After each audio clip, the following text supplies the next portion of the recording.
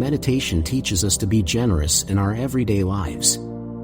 In meditation, watching the breath with mindfulness is a very generous way to spend quality time with ourselves.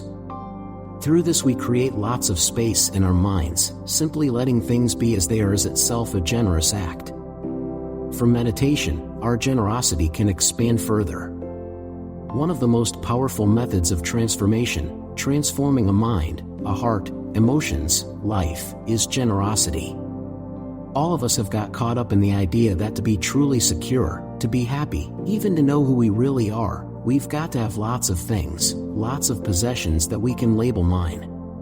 And that by having this collection of collectibles, from simple material things like cars or houses, right through to people who also can be objects or collectibles for us, then at least we know who we are. We're solid, defensible, and fulfilled. We're successful people. But it's not true. How isn't it true? Because we never feel we've got enough. And the real problem was never the lack of objects or anything like that. The real problem is something much deeper in ourselves, a kind of emptiness or hole, a kind of desperate hunger to be solid. And the more we grasp at things, the more we find we're not solid, and so we have to grasp at more. In other words, our hunger quickly becomes a kind of greed or compulsiveness. We look at the world with avarice. I want that. It will make me feel secure and good about myself. I'll finally be complete if I just get this thing, if I just have that status or that person, and that's the way our life has been running. We believe that to gain happiness we need to gain things because it's the only way we know. But no object is ever big enough. How could any object be big enough to fill what's essentially an emotional void?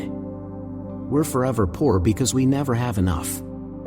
It's like drinking salt water and thinking it'll get rid of our thirst. The more we drink, the thirstier we get. It just gets worse and worse. Not only that, but this greed, this obsessiveness with collecting makes us an enemy of the world as well, because there's this whole part of the world that we have to fight with, that we're competing with. Greed and avarice bring enmity and anger. With one hand we're trying to grab bits of the world and thinking, I am real because I have these things, while the other hand is trying to fight off the parts of the world that we're contending with. It's no wonder our lives are a mess. The 3 stages of developing generosity. So how to change this?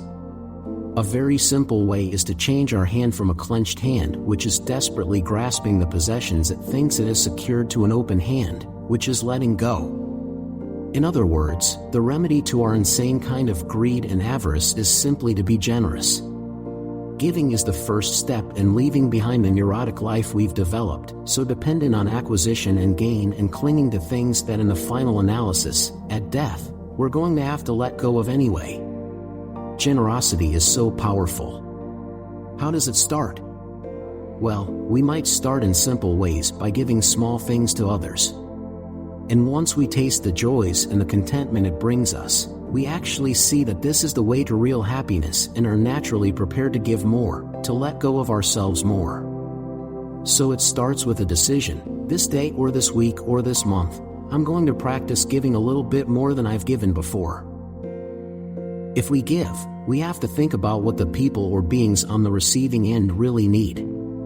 Already, we're thinking less about ourselves because when we take others' needs into account, we're obliged to acknowledge their existence. We're creating some space in our lives in which we aren't desperately obsessing about our own needs. We're asking ourselves if the person or animal will properly benefit from what we can offer them. We start with ordinary, material things, giving food or preparing a meal, making a cup of tea or giving a little money to someone who really needs it. Once we've started in this way, we can go deeper. By deep, I mean that we can begin giving others less tangible yet very powerful things like emotional support, protection from fear, and sharing love. These are deeper because they require more of us. They're not just something we give with the hand. Here we give from a deeper resource, so to speak, from our hearts. Make time for others in your life. Give of yourself to them in this way. Your problems concern me. Your problems move me. I'm thinking about you. If it's somebody you know and you can make a difference, listen to their problems and give good advice. But also, give a moment to someone you meet on the street, or at least think of them in your heart. Others all have their own stories, their own needs and difficulties. Pay attention to them. It's a second dimension, giving this kind of love and protecting people and animals from fearful situations.